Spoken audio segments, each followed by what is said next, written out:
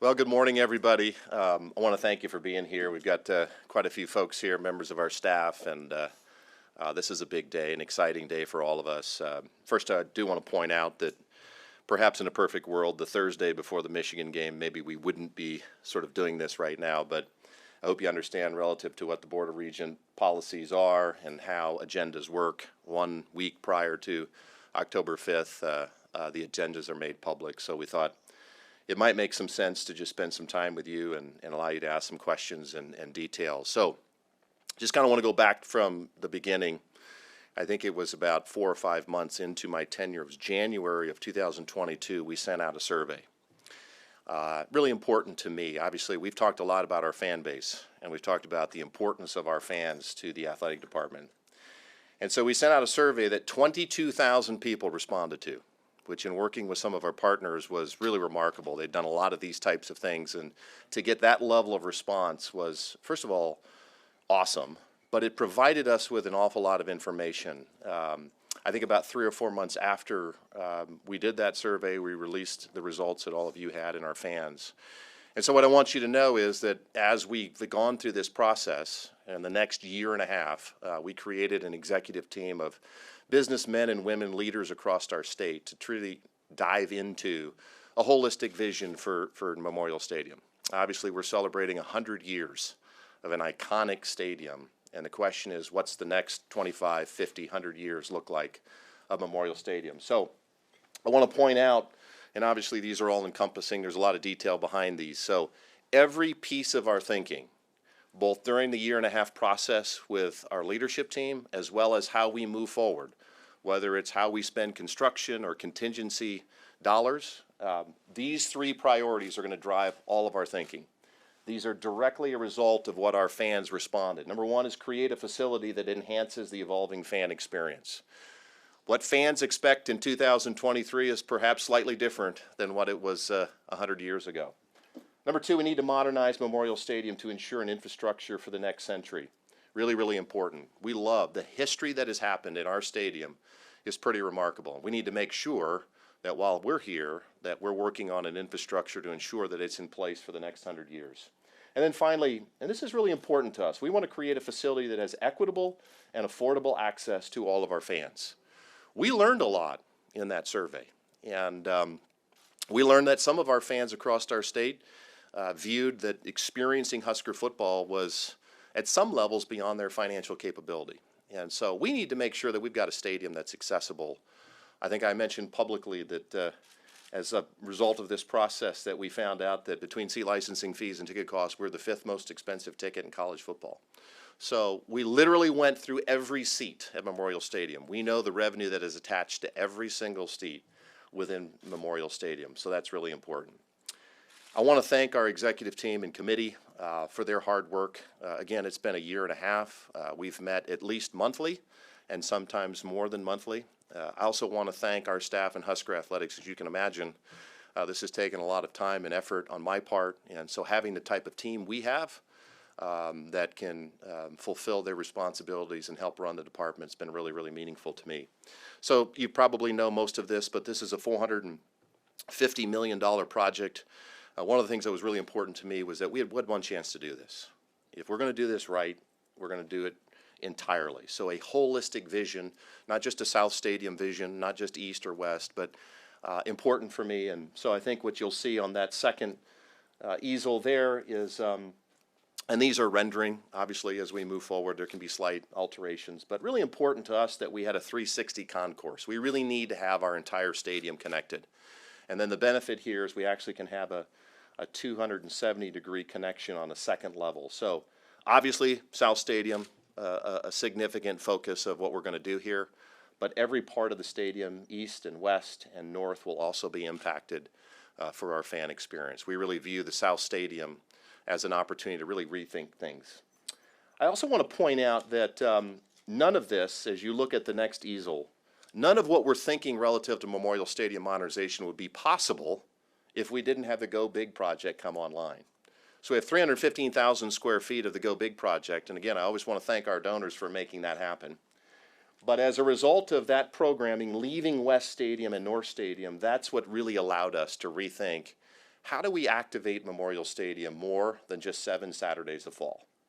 And so what you're seeing across the country as over 100 years, as campus kind of grows into the athletics footprint, you're seeing and looking at ways to activate Memorial Stadium more than 7 Saturdays of fall. And so you'll see, and there'll be a lot more detail as we work through this. Obviously, this is part of the approval process. We don't have approval yet from the Board of Regents, and that's what we're seeking on October 5th. But we really look at this as an opportunity to do a number of things. Number one is to really integrate academic programming. So we did 3 things as an executive team. Number one, we went out to Wisconsin. I'm grateful for our partners out there. They had done an end zone stadium. We thought we could learn some stuff there. We went to Notre Dame, who had done a lot of academic programming within their stadium. And then finally, we went and visited the Cubs. And we spent some time with the Ricketts family and the Cubs leadership to see how they took an iconic brand, modernized it, found new revenue streams, and created an incredible fan experience for all of their fans. So we envision, and we worked with Kathy Ankerson, the Senior Vice Chancellor of Academic Affairs on our campus, and she worked with all the deans, and we identified 120,000 square feet on the east side that's going to be available for academic programming. Right now, I think they've identified about 60,000 square feet of need. So there'll be some flex space for them. This won't replace classrooms, but it may be some experiential learning type opportunities for students and some growth there. South Stadium, really passionate about this, and this is really driven by a lot of our donors, a significant desire and interest to really embrace our students. It's really, really important. Our students are going to be our donors. They're our alumni. They're our future business leaders. And I think the athletic department can do a better job of making the student experience, as well as the band, a much more integral part of what our game day environment looks and feels like. And so a real focus there. We look at community engagement, and some of this is still, sort of yet to be determined. But one of the things that I think we can do a much better job, and I learned this in my prior experience in Omaha, is the importance of using assets that you currently have to impact the greater good. So how can we use some of our assets and facilities that maybe have a broader impact than just our student athletes? Maybe it's our undergraduate population, community, local high schools. Some of that is a little bit undefined, as well as some of it, but will be really important that we have that opportunity. Then obviously, on the north side, that's still the home of Husker Athletics and some evolving opportunities within the medical space. I think you all have recently probably recognized or heard that we've partnered with UNMC and Nebraska Medicine, and really passionate about making sure that our student athletes have the highest level of medical care possible. So that's sort of the vision. It's $450 million, $225 million we hope to raise privately. The athletic department will participate in $100 million. So we have about $50 million that's at the University of Nebraska Foundation in surplus funds, essentially donor funds. And actually, those are the dollars that we're going to use first. So part of the approval from the board is actually 3 different components, one of which is about a $45 million initial infrastructure package, which will allow us to get started immediately. And nothing that maybe the average fan is even going to see. It's back of house mechanical stuff that we need to kind of put in place before major construction happens. We will then seek to use the central lending program through Varner Hall and borrow another $50 million, just for a little context. We did borrow $50 million for the Go Big project, and through the support of our fans and others, we have a very aggressive payment plan, and so that debt will be expired at the end of this fiscal year. So we will not start another project and add debt to the athletic department until our previous debt has been extinguished. So really important there. The other $125 million, we're working through several sources to figure out how, in a true private-public partnership, we can impact, and so we'll be examining those areas as well. Finally, before we do questions, just general timelines. As I mentioned earlier, the initial infrastructure package, we can get started immediately, given approval, and hopeful approval on the 5th, and then ultimately the major construction, and quite frankly, the major disruption that's going to be a real challenge, is directly after the 24 season, so roughly January of 25. We will demolish South Stadium and rebuild it. And obviously the hope is to have one season of disruption, and so the goal is by August of 26, that South Stadium is rebuilt in a way that's indicative of the quality of the rest of the stadium. But we need to be honest with ourselves. We live in Lincoln, Nebraska, and it's very hard to predict the weather.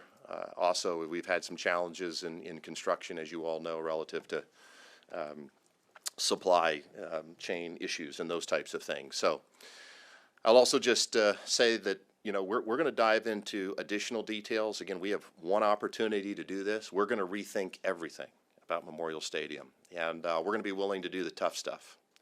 And I would just ask our fans to give us a little grace. It is physically not possible to be responsive to 22,000 of our fans on a survey to modernize our stadium in a way that doesn't cause some pain and disruption for our fans.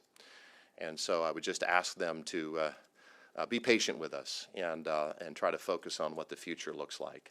But we need to just be honest about the reality that this is going to disrupt a lot of people. We've looked at a lot of different ways to try to limit that disruption, but obviously we're playing football games, and so you've got a whole football season that you can't engage in construction. So we're excited about it. Obviously there's been a lot of changes in college athletics. What started out for me as a very simple modernization plan based on amenities relative to fans' expectation has very quickly changed into a business strategy for the next 25 to 50 years.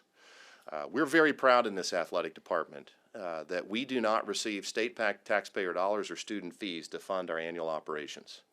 The other thing that we're very proud of is that through the success of Memorial Stadium and our fan base, we have a long history of investing in women's athletics. 92,000 people don't show up at Memorial Stadium to support volleyball if there wasn't a previous history under previous leadership of having a broad-based, successful athletic department. So for us, this vision is about ensuring that we have those revenues, find new creative entrepreneurial revenue streams that for the next 25, 50 years ensures that we do not become a burden on our campus, taxpayers and student fees, and that we can continue to invest in our women's athletics program so we can be as competitive as we've been for the last 10 to 15 years.